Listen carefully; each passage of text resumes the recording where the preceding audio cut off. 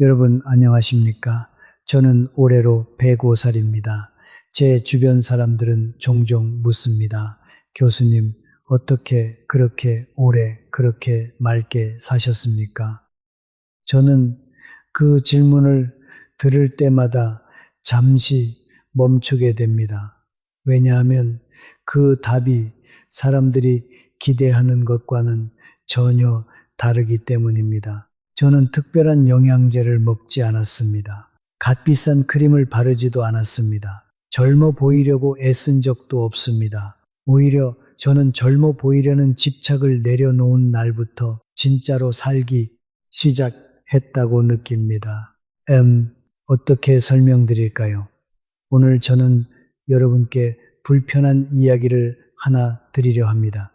아마 듣기 좋은 말은 아닐 것입니다. 하지만 105년을 살아온 사람으로서 저는 이제 듣기 좋은 말만 할 나이가 아닙니다. 진실이 때로는 쓰지만 그 쓴맛이 사람을 살립니다. 60대 이상 한국인 여러분, 이 영상을 끝까지 봐주시면 여러분의 남은 날들이 완전히 달라질 것입니다. 아마 처음에는 의심스러우실 겁니다. 하지만 저는 105년간 수천 명의 사람들이 늙어가는 과정을 지켜보면서 하나의 패턴을 발견했습니다. 품있게 나이 든 사람들과 무너져가는 사람들의 차이는 유전자가 아니었습니다. 그것은 매일의 작은 선택들이었습니다. 오늘 저는 그 선택들에 대해 이야기하겠습니다. 많은 분들이 무심코 반복하고 있는 9가지 실수에 대해서입니다. 이것은 단순한 미용 조언이 아닙니다. 이것은 여러분의 삶의 질과 품위 그리고 남은 날들을 어떻게 살아낼 것인가에 대한 이야기입니다. 첫째, 머리 염색입니다. 둘째, 극단적인 다이어트입니다. 셋째, 수면을 소홀히 하는 것입니다. 넷째, 습관적인 음주입니다. 다섯째, 사회적으로 단절되는 것입니다. 여섯째, 움직임을 멈추는 것입니다. 그리고 일곱째, 부정적인 자기 대화입니다. 여덟째, 의료 검진을 무시하는 것입니다. 아홉째, 가족과의 관계를 방치하는 것입니다. 이 9가지는 모두 겉으로 보기에는 작은 일처럼 느껴집니다. 하지만 수년, 수십 년에 걸쳐 쌓이면서 여러분의 몸과 마음을 조용히 무너뜨립니다. 더 무서운 것은 대부분 그 무너짐을 모른 채 무너진다는 것입니다.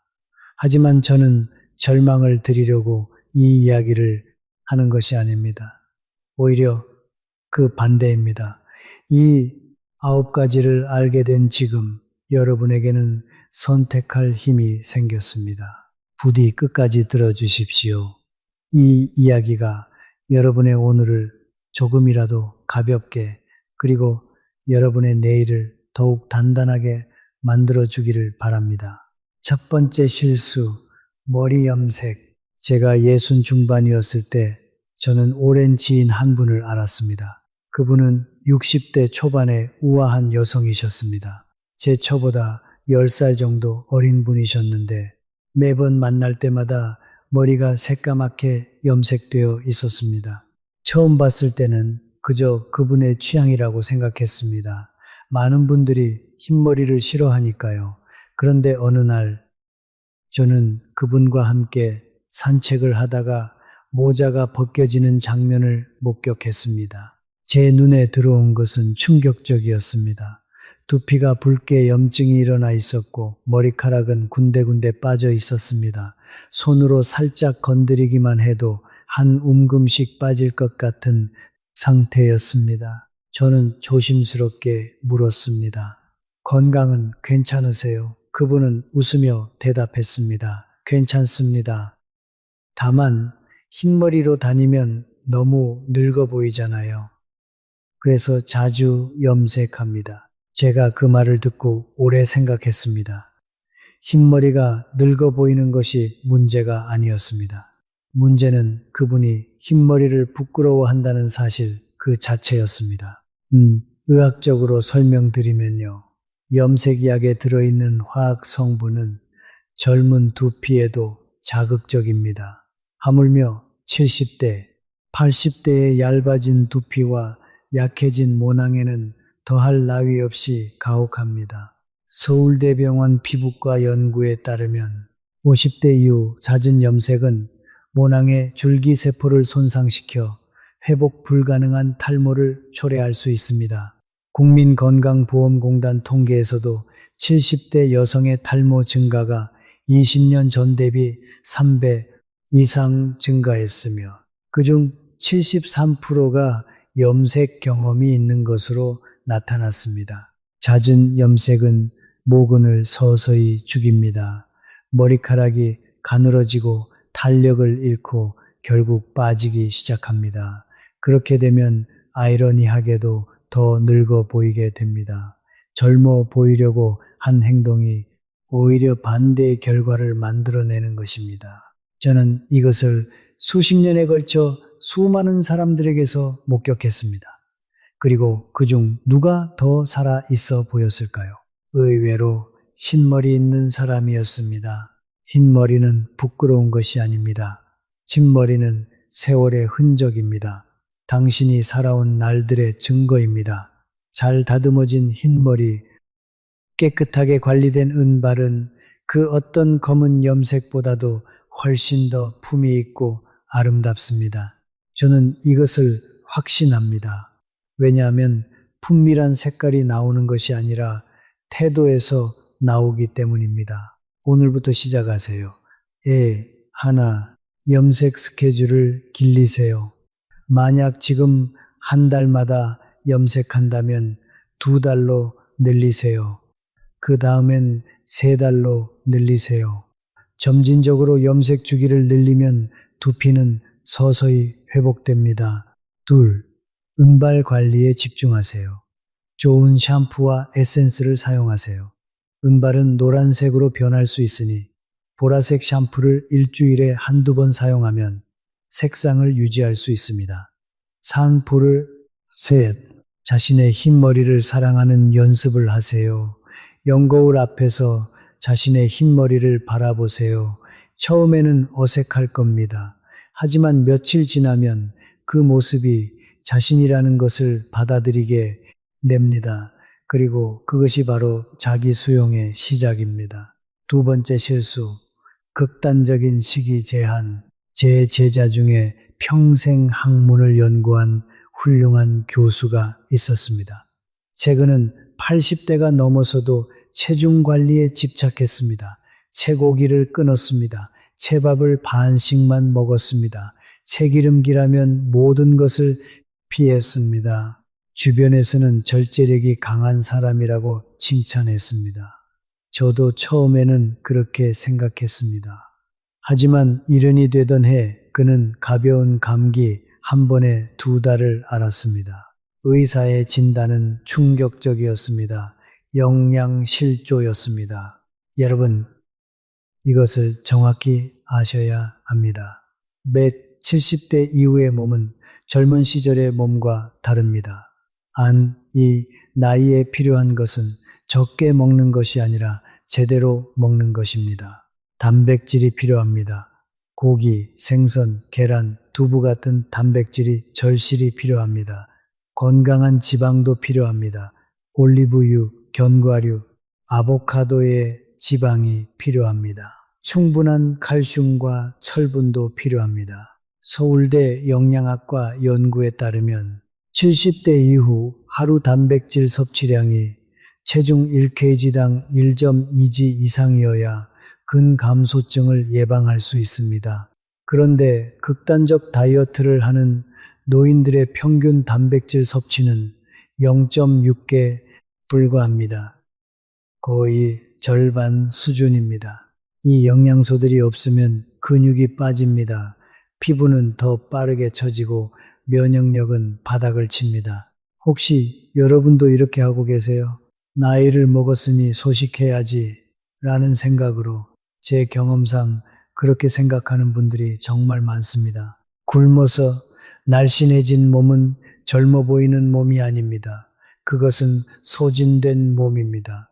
내부가 비어있는 몸입니다. 저는 지금도 세 끼를 먹습니다. 많이 먹지는 않습니다. 하지만 골고루 먹습니다. 고기도 먹고 흰 쌀밥도 먹습니다.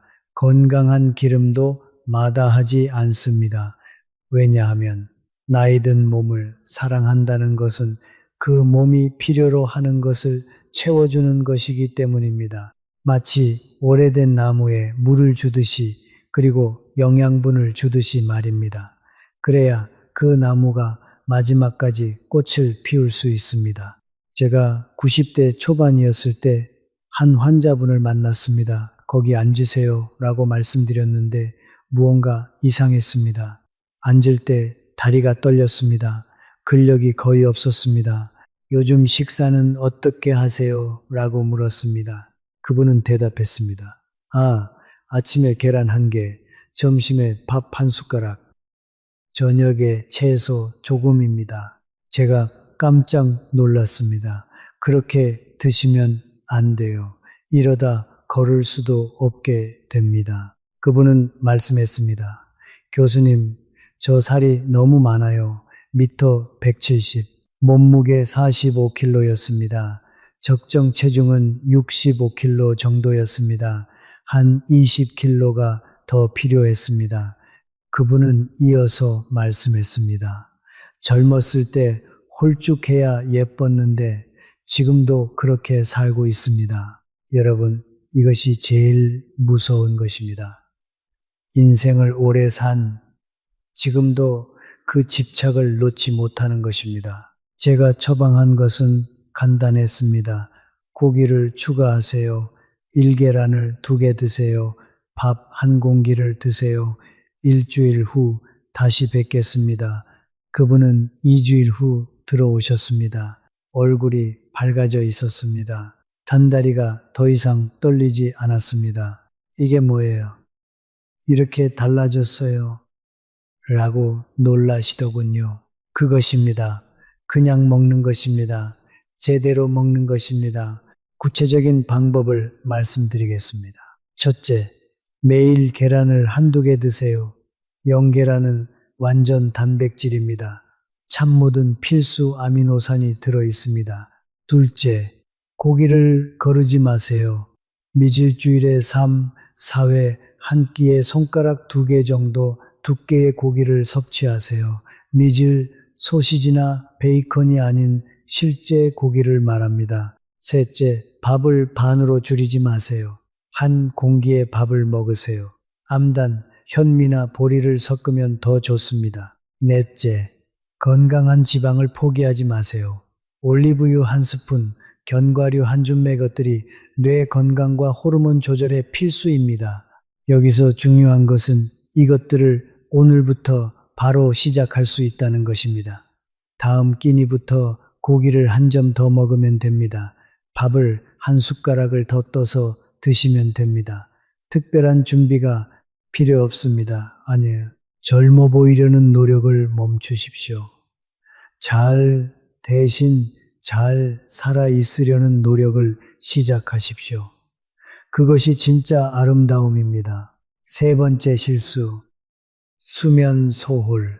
제가 60 중반이었을 때 저는 한 동료 교수를 깊이 존경했습니다. 그는 저보다 10살 아래였지만 학식이 깊고 정력적인 사람이었습니다. 강의가 끝난 밤이면 그는 늘 책상 앞에 앉아 새벽 3시까지 연구를 계속했습니다.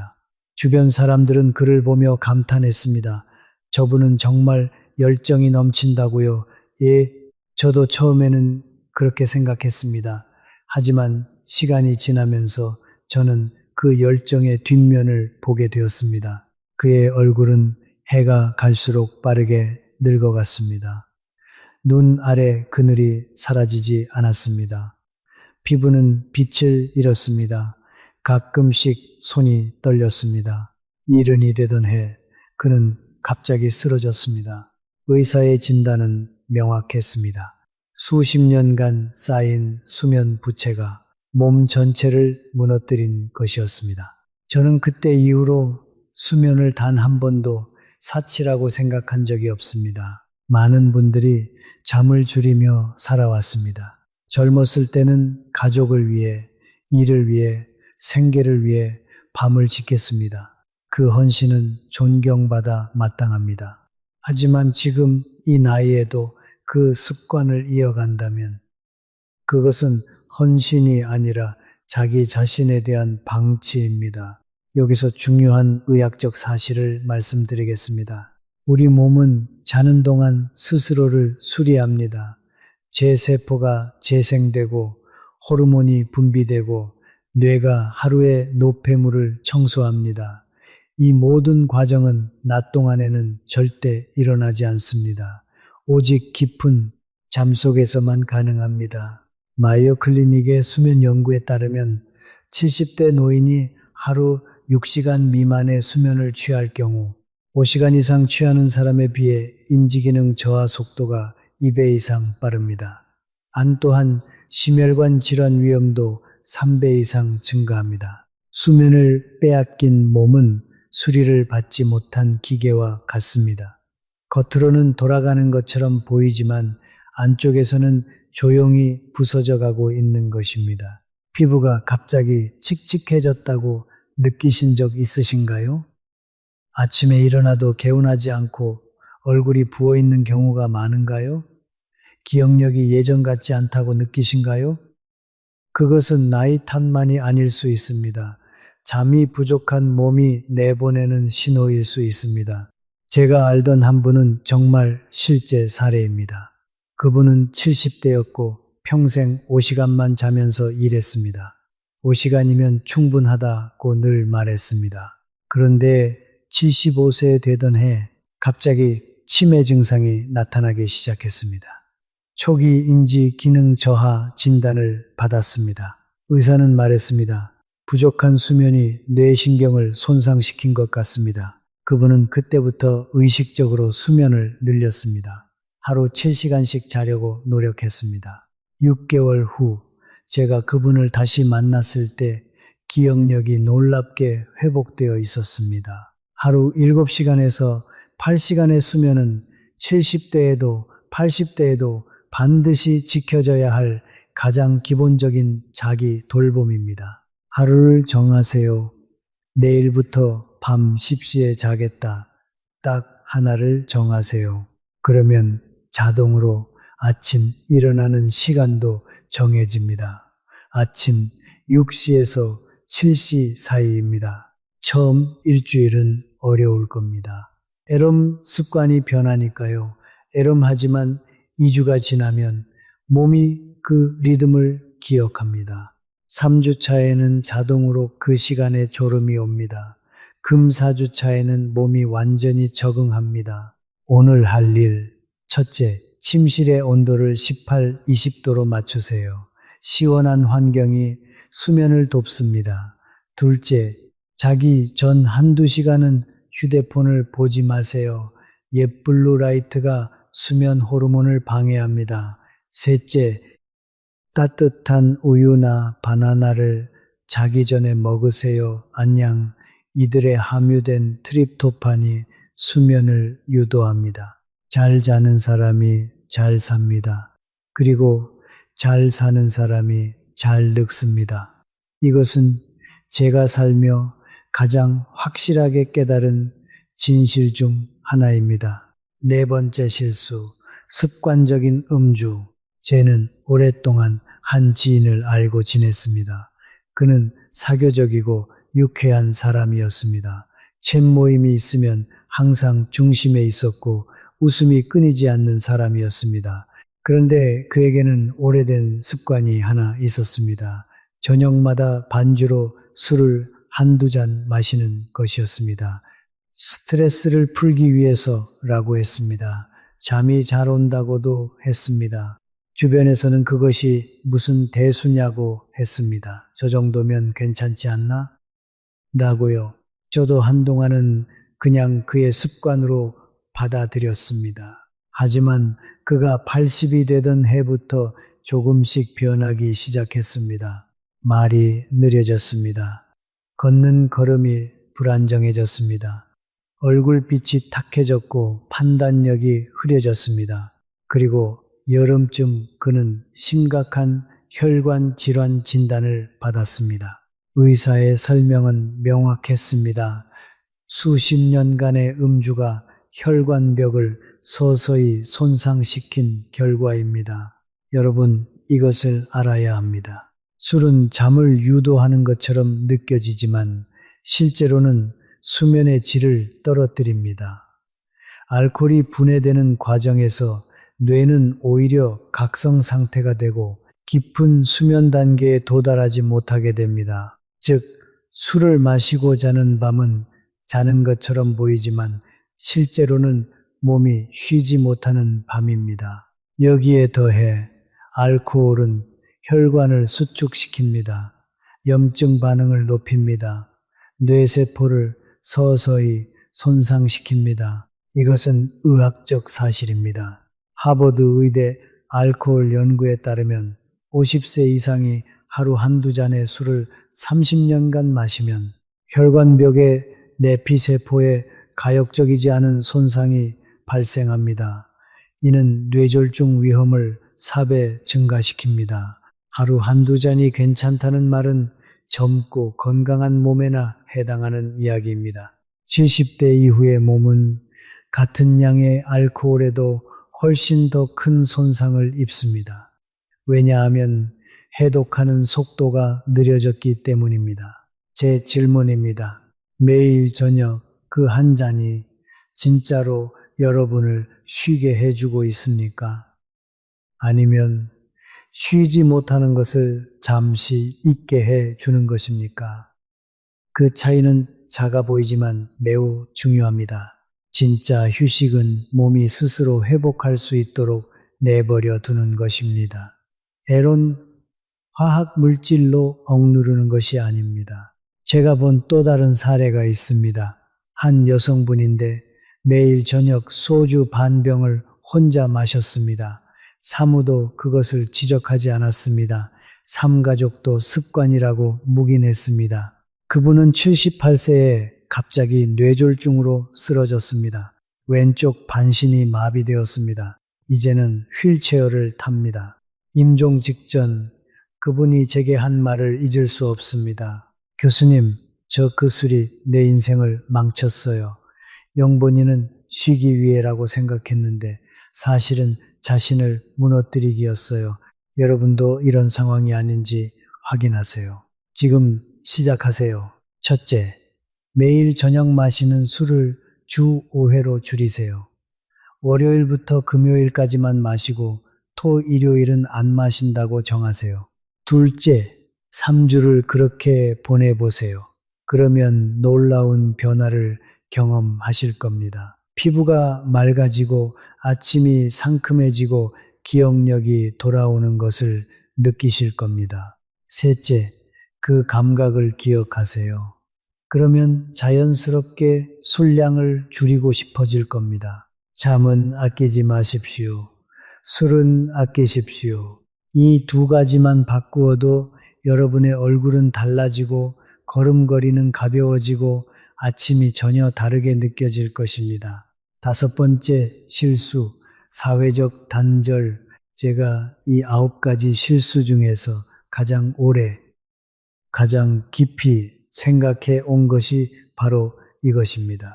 염색도, 극단적 다이어트도, 수면 부족도, 음주도 분명 몸을 해칩니다. 하지만 사회적 단절은 다릅니다. 그것은 몸만 해치는 것이 아니라 사람을 사람이게 하는 그 무언가를 서서히 꺼버립니다.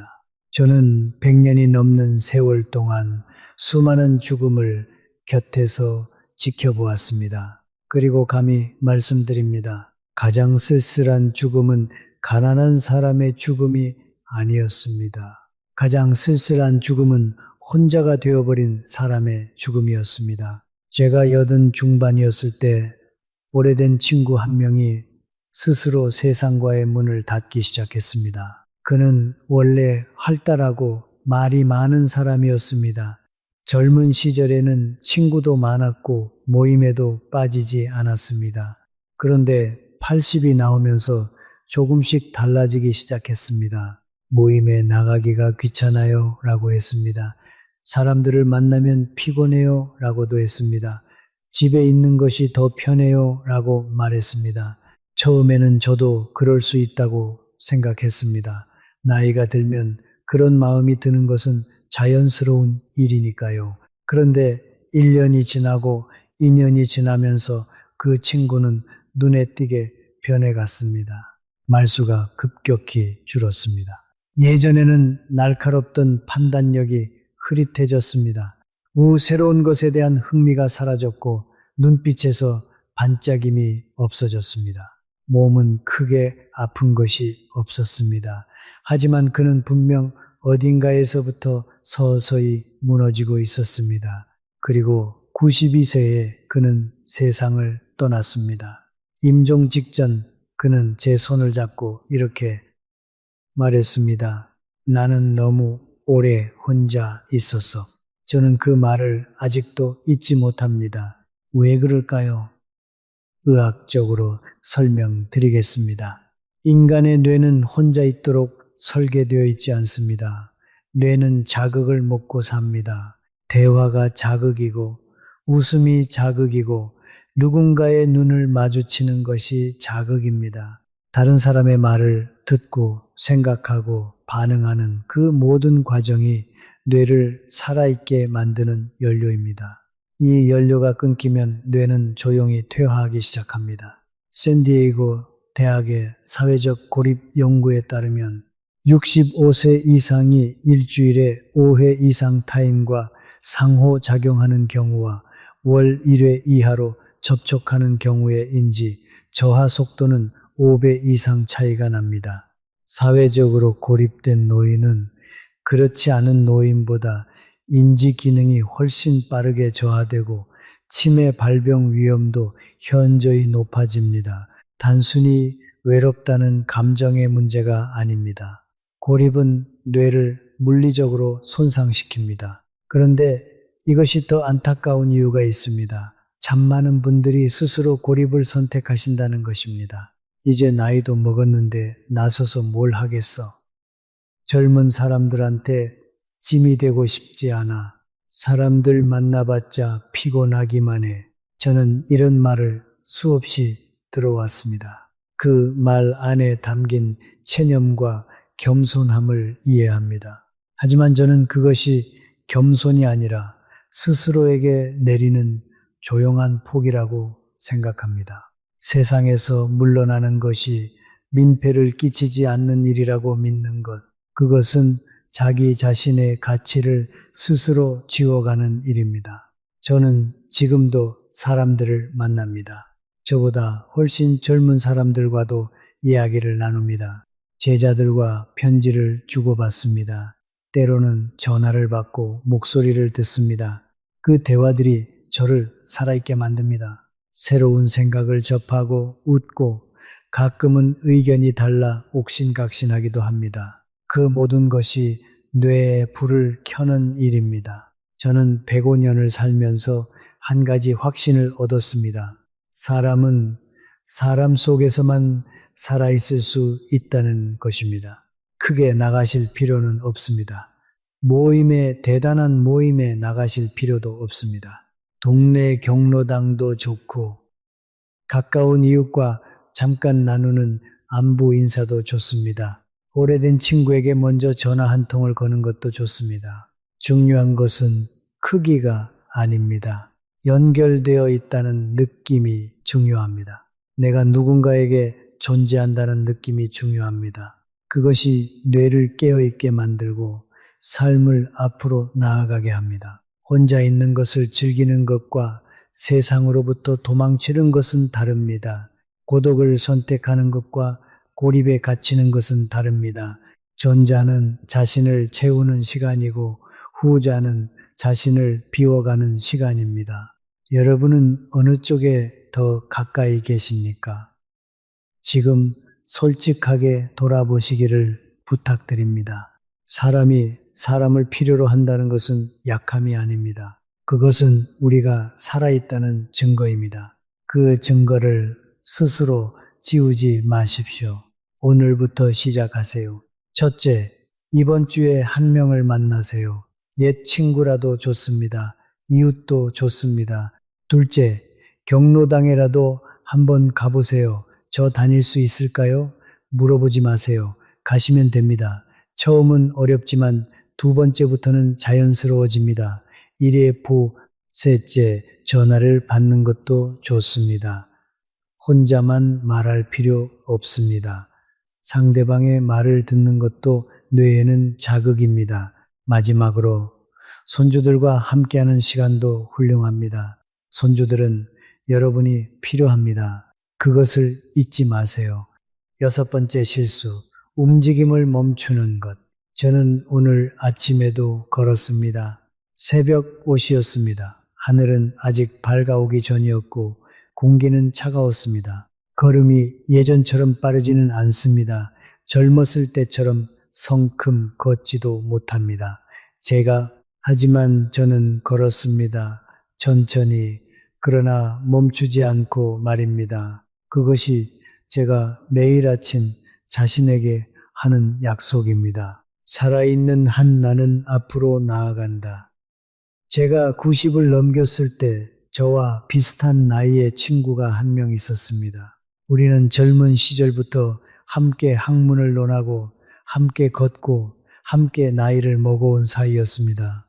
그런데 90대 둘이 되던 해 그 친구는 걷는 것을 서서히 줄이기 시작했습니다.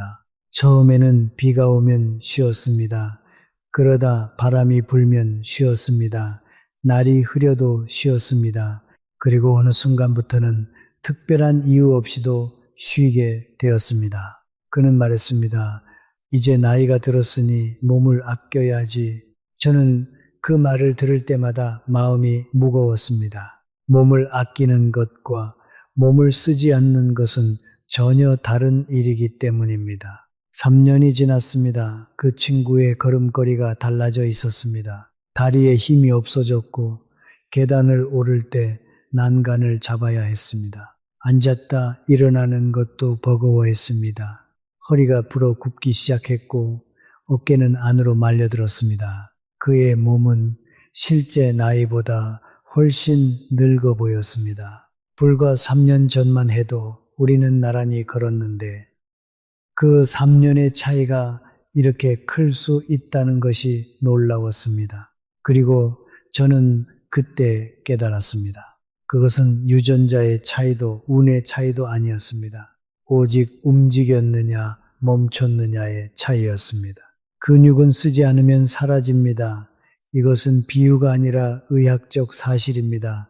이라무 완탕카, 근감소증이라고 부르는 이 현상은 70대 이후에 특히 빠르게 진행됩니다.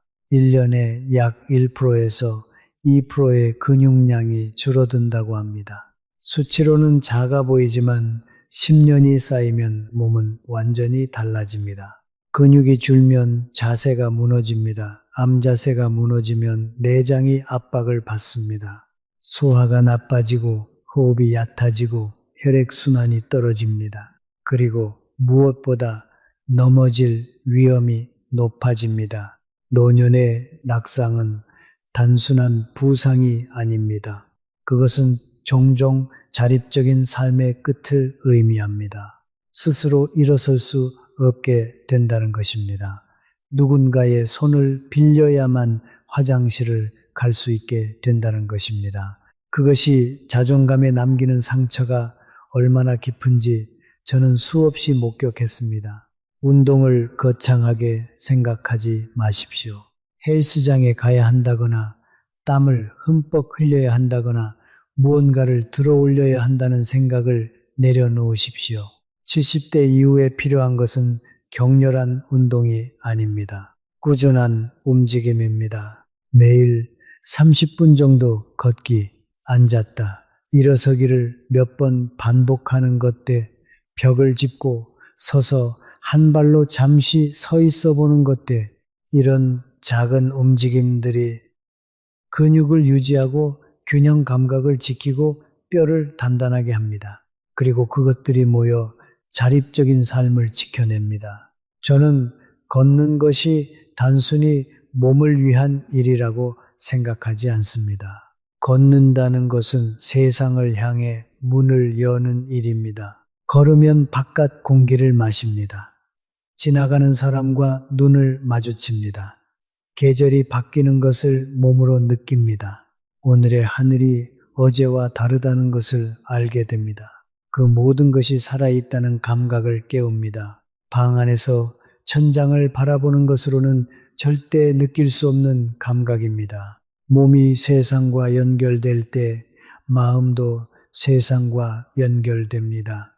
그리고 마음이 세상 젊은 사람은 쉽게 무너지지 않습니다. 나이가 들었기 때문에 쉬어야 한다는 생각꿈, 이제 몸을 아껴야 한다는 생각꿈.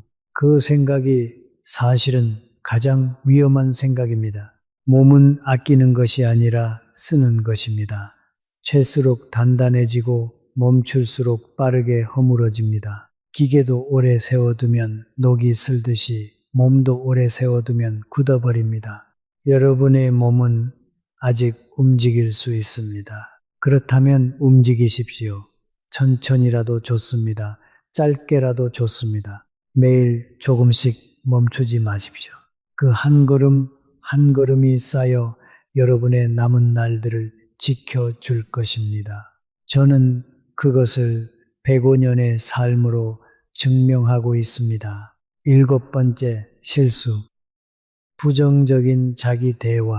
제가 알던 한 여성분의 이야기입니다. 그분은 70세가 되던 해 매일 거울 앞에서 자신에게 이렇게 말했습니다. 너는 이제 늙었어. 아무도 너를 필요 없어. 너는 짐이야. 그분은 그 말을 매일 반복했습니다. 아침에 일어나 거울을 보며 말했습니다. 밤에 자기 전에 말했습니다. 처음에는 자조적인 농담처럼 들렸습니다. 하지만 시간이 지나면서 그것은 더 이상 농담이 아니게 되었습니다. 그분의 행동이 바뀌기 시작했습니다. 더 이상 남들을 만나고 싶지 않았습니다. 그분의 말에 따르면 자신이 그렇게 쓸모없는 사람인데 누구를 번거롭게 할까 싶었다고 했습니다. 그리고 2년 후 그분은 심각한 우울증 진단을 받았습니다. 여러분, 이것을 아셔야 합니다. 우리 뇌는 말을 듣습니다. 특히 자신의 말을 듣습니다. 자신이 자신에게 하는 말이 뇌에 가장 큰 영향을 미칩니다. 이것을 자기 암시라고 합니다. 자기 암시는 신경 경로를 만들고 시간이 지나면 습관이 되고 결국 성격이 됩니다. 하버드의 심리학자 앨런 랑거가 한 실험이 있습니다. 나이 많은 두 그룹에게 나이에 대한 긍정적인 말과 부정적인 말을 각각 반복하게 했습니다. 부정적인 말을 반복한 그룹은 6주 후 우울증 점수가 높아졌고 신체 능력도 저하되었습니다. 반면 긍정적인 말을 반복한 그룹은 기력이 생겼고 신체 능력도 개선되었습니다.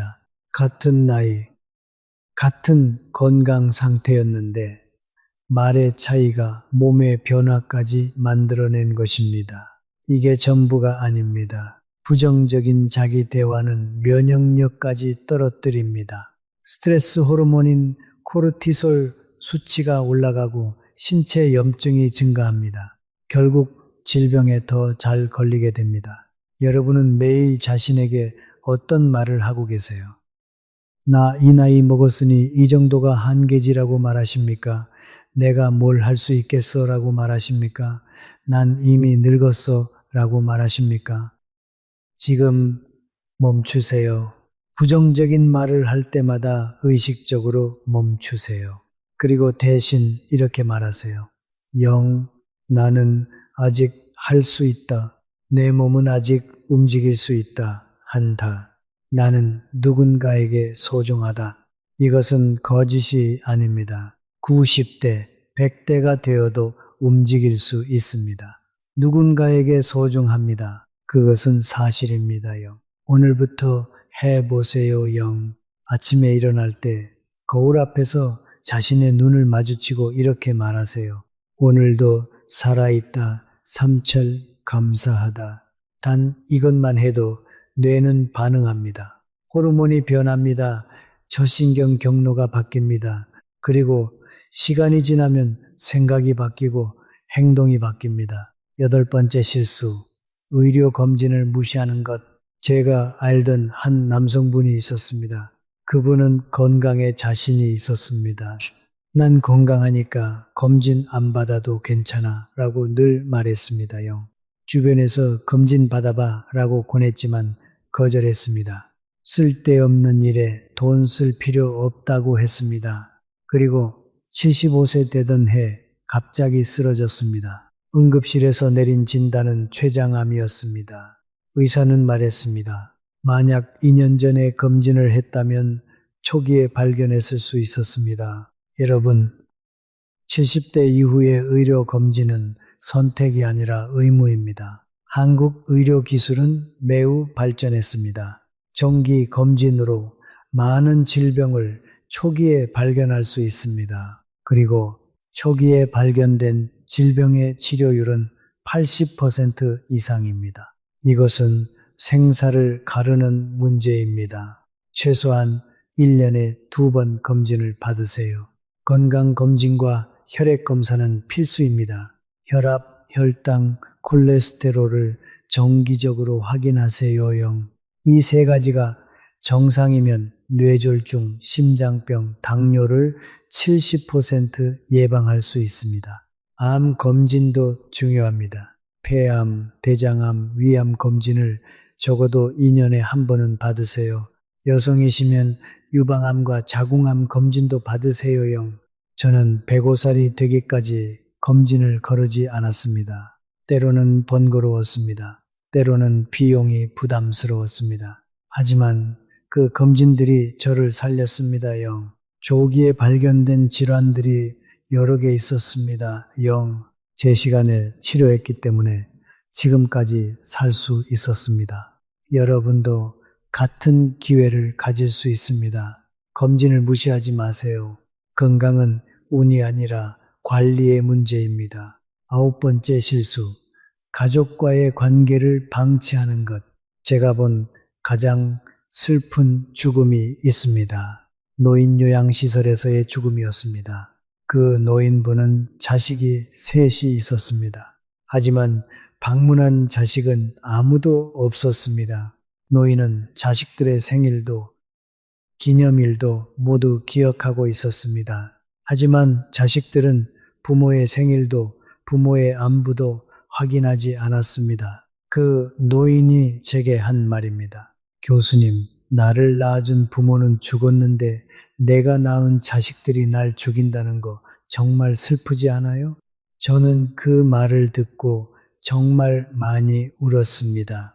여러분, 가족은 더 이상 당연하지 않습니다. 의식적으로 노력하지 않으면 관계는 끊어집니다. 저는 제 자식들과 손주들을 매달 적어도 한두 번은 만납니다. 통화도 합니다. 편지도 주고받습니다. 그것이 저를 살아있게 하는 것입니다. 여러분도 지금부터 시작하세요. 첫째, 자식에게 전화하세요. 너무 자주 걸지 않아도 됩니다. 일주일에 한 번, 5분이면 충분합니다.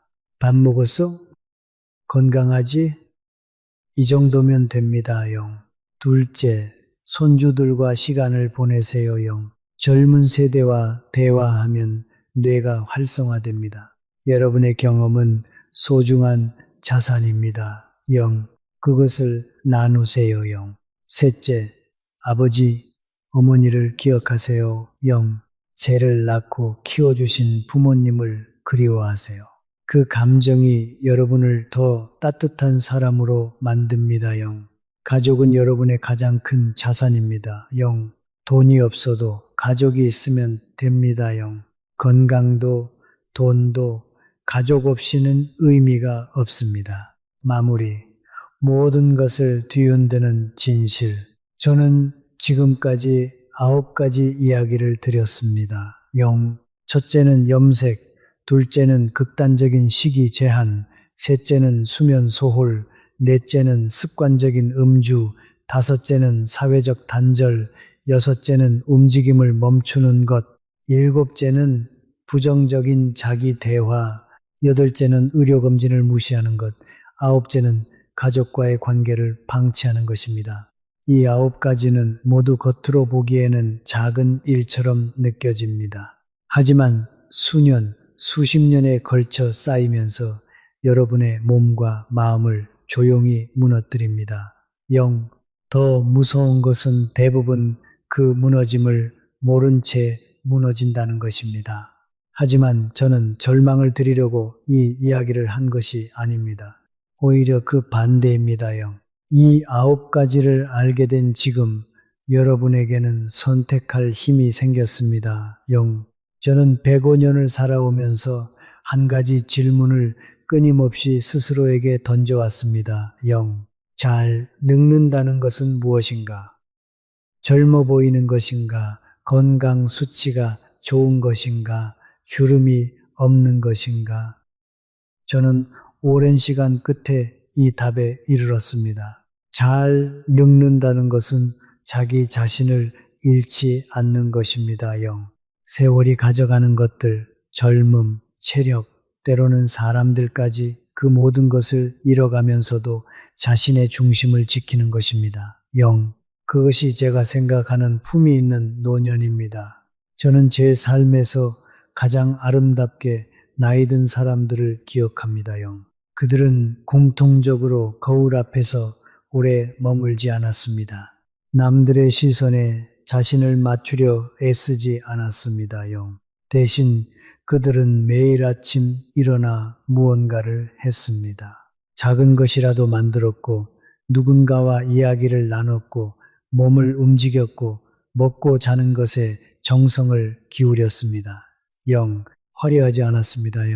하지만 그 삶에는 단단함이 있었습니다.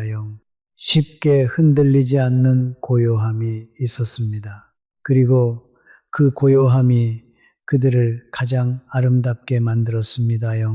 여러분, 지금 거울 앞에 서 있다면 이것을 기억해 주십시오. 거울 속에 보이는 것이 여러분의 전부가 아닙니다. 흰머리는 여러분이 살아온 세월입니다. 영주름은 여러분이 웃고 울고 견뎌낸 흔적입니다. 조금 굽은 허리는 평생 누군가를 위해 짐을 졌다는 증거입니다. 그것들을 지우려 하지 마십시오. 그것들을 부끄러워하지 마십시오. 그것들이 바로 여러분입니다. 그 모든 것을 품고도 오늘 이 자리에 있다는 것. 그것이 얼마나 대단한 일인지 저는 진심으로 압니다. 오래 산다는 것은 단순히 숫자가 쌓이는 일이 아닙니다. 저는 100년이 넘는 시간 동안 배웠습니다. 삶은 완성되는 것이 아니라 계속되는 것이라는 것을, 즉 끝을 향해 달려가는 것이 아니라 지금 이 순간을 온전히 살아가는 것이라는 것을, 그러므로 지금 이 나이가, 지금 이 몸이, 지금 이 하루가 여러분에게 주어진 전부입니다. 그리고 그 전부는 충분히 아름답습니다. 다시 한번 말씀드립니다. 염색을 멈추는 것은 포기가 아닙니다. 그것은 자신을 있는 그대로 받아들이는 용기입니다. 무리한 다이어트를 멈추는 것은 나태함이 아닙니다. 그것은 몸을 존중하는 지혜입니다. 일찍 잠드는 것은 무기력함이 아닙니다. 그것은 내일을 위해 자신을 돌보는 일입니다. 이 술잔을 내려놓는 것은 즐거움을 포기하는 것이 아닙니다. 그것은 더 오래, 더 맑게 즐기기 위한 선택입니다. 사람들 속으로 나가는 것은 민폐가 아닙니다. 그것은 살아있음을 이어가는 일입니다. 오늘 한 걸음을 내딛는 것은 작은 일이 아닙니다. 그것은 삶을 향한 가장 분명한 선언입니다. 긍정적으로 자신에게 말하는 것은 거짓이 아닙니다. 그것은 자신을 사랑하는 표현입니다. 정기 검진을 받는 것은 번거로움이 아닙니다. 그것은 자신의 생명을 지키는 일입니다. 가족과 함께하는 것은 의무가 아닙니다. 그것은 가장 큰 행복입니다. 저는 이제 곧 이 세상을 떠날 것입니다, 영. 시간은 길었지만 돌이켜보면 순식간이기도 했습니다. 후회가 없다면 거짓말이겠지요, 영. 하지만 저는 감사합니다, 영. 매일 아침 눈을 뜨고 걷고 먹고 누군가와 이야기를 나누고 생각하고 느꼈던 그 모든 날들에 감사합니다. 그리고 지금 이 순간 여러분과 이 이야기를 나눌 수 있다는 것에도 감사합니다, 영. 여러분의 남은 날들이 조용히 그러나 깊이 빛나기를 바랍니다. 서두르지 않아도 됩니다, 영. 증명하지 않아도 됩니다, 영. 그저 오늘을 온전히 사십시오. 그것으로 충분합니다, 영. 삶은 요란한 축제가 아닙니다. 삶은 조용한 강물이 흘러가듯 그렇게 계속됩니다, 영. 여러분도 그렇게 흘러가시기를 바랍니다. 품있게 그리고 당당하게 말입니다. 건강하세요. 첫 감사합니다, 영.